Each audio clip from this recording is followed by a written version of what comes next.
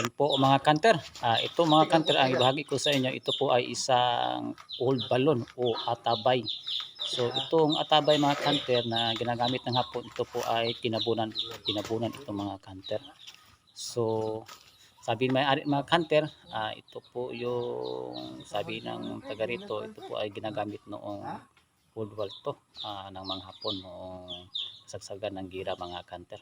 So ito po yung nakuha mga kanter, yung sa ilalim. Ito po ay mga 15 feet mga kanter, itong heart shape na nakuha sa ilalim na itong balon ginagamit ng mga Hapon mga kanter. So tingnan nyo mga kanter. So legit ba ito mga kanter? So sa tingin nyo mga kanter, ito po ay isang legit mga kanter. So ito po ay isang heart. So ito po ay nakuha sa mga 15 feet. So sinubukan namin hinukay mga kanter itong balon. Sabi dito mga kanter, ito po ay ginagamit ng mga Hapon noong kasagsagan ng gira. So ito po ay isang foot marker mga kanter.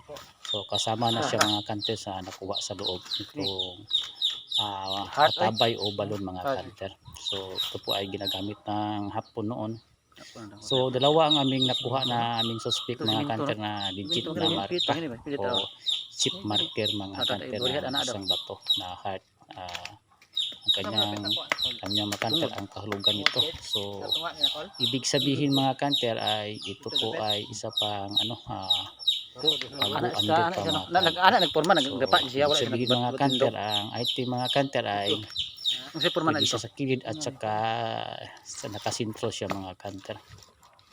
So tingnan nyo mga kanter ang heart na kakaiba siya mga kanter na heart.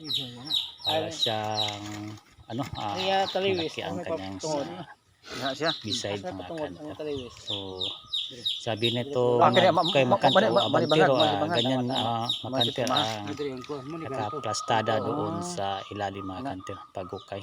So sabi niya yan po ang siding ng isang hole.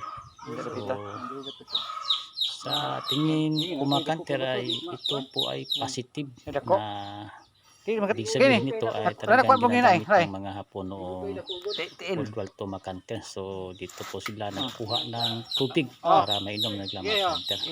So pag mga kanter, pag iwan nila mga kanter nitong balon mga kanter ay sadya nilang nilagyan ng mga kaibang marka na ibig sabihin ay mayroon silang inilagay na kayamanan mga kanter o nakatago dito sa old balon o atabay mga kanter.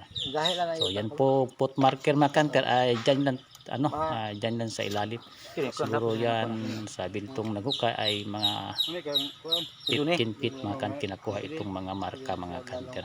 So may iba pang mga nakuha sa ilalim mga kanter na kung ano ang kahulugan nito. So sa akin mga kanter ay ito po ay underneath pa ito mga kanter. So sabi ko sa mga kasama ko ay tuloy lang nating hukay. Bigyan lang natin itong mga nakuha natin ng mga marka para kung ilang feet ito baka mayroon pang laman sa kilid mga kanter o naglifting ba ito mga kanter. So ito po ay isang foot marka o marka chip ng mga ito mga kanter. So ganyan po mga kanter pag tayo ay magukay sa mga atabay na ginagamit ng mga Hapon.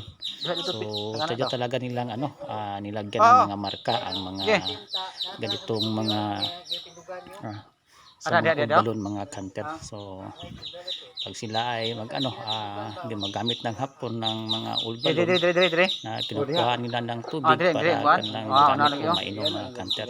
So pag iwan nila mga kanter ay meron sa nilagay na mga kayamanan o malaki ba ito o maliit mga kanter para atin lang ang makita ay mayroon silang mga nilagay na mga bakas o mga marka.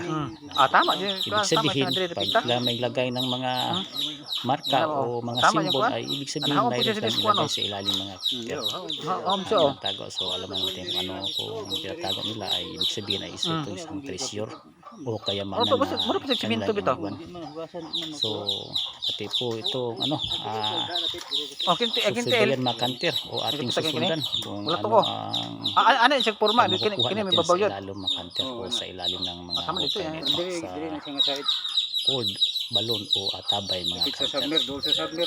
So yun po ang nahukay namin mga kanter, isang heart na legit at isa po yung paa na nakuha dito sa gilid ng ito po ay sa gilid ng sapa mga kanter. So hindi naman masyado makalayuan ang sapa nito mga kanter o creek. So hindi yan malaki yung creek, ito po ay maliit mga kanter. So yan po ang aming mga nahukay mga kanter. So positive ito nga area mga kanter, kaya lang tiis-tiis lang ito mga kanter sa paghukay nito mga kanter. So ito pong balon mga kanter ay natabunan na po ito mga kanter, kaya sabi na may-ari dito mga kanter ay sabi niya itong balon na ito ay noon, sabi ng mga ninuno mga kanter, ito po ay tinabunan kasi noon pa ay ginamit nito ng mga hapon at saka mga ninuno nila mga kanter. So pagbalik nila sa mga kanilang mga ninuno mga kanter ay nagtataka sila kasi nawala na yung balon. Sa pag-alis ng mga hapon ay natabunan ng mga kanter. Pero natunto natin mga kanter, yung mga ninuno mga kanter, na ito talaga ang balon o old balon mga kanter. So galing talaga ang mga hapon mga kanter pag sila ay maglagay ng kayamanan. So mag-iwan sila talaga ng mga marka o simbol mga kanter, na ibig sabihin pag sila ay maghukay kinakayamanan ay ibig sabihin ay nandito talaga ang kayamanan sa balon mga kanter. Siguro hindi lang ito malaki o ilang lagay na kayamanan mga kanter. So okay na yun mga kanter, basta makuha lang ito mga kanter. So mga kanter, happy hunting sa inyo mga kanter, at sana wag kayong sawa mga kanter sa pagtitresyon mga kanter. So tiis-tiis lang tayo mga kanter. So happy hunting sa inyo mga kanter, sa naghukay dyan sa inyong mga site mga kanter, at sana nakakuha din kayo sa inyong mga site mga kanter. Happy hunting sa inyong mga kanter, at sana nagilang tayong magtiwala sa may kapal mga kanter, na sana ay bigyan tayo ng kaalaman o karunungan mga kanter, na ma-recover natin ng mga kanter ang mga treasure sa ating area mga kanter o site mga kanter. So good luck mga kanter, and happy hunting sa inyo mga kanter, ang God bless all mga kanter.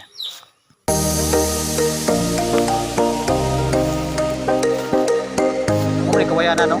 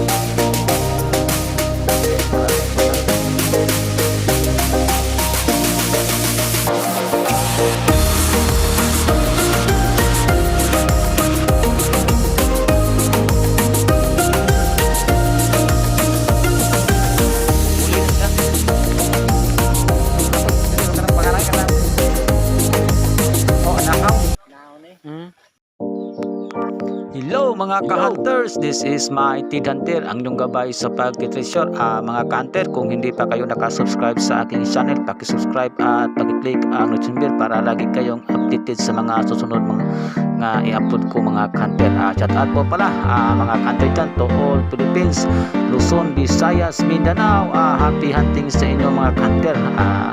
Mga kanter, kung ano mga kanter, lagi po tayo humingi sa ating may kapal na bigyan tayo ng kaalaman o karunungan para may cover natin ang mga treasure sites sa ating mga area mga hunter. So mga hunter, shout out po pala sa mga nag-hunting dyan. Palagi lang tayong mag mindset mga hunter para okay ang ating mga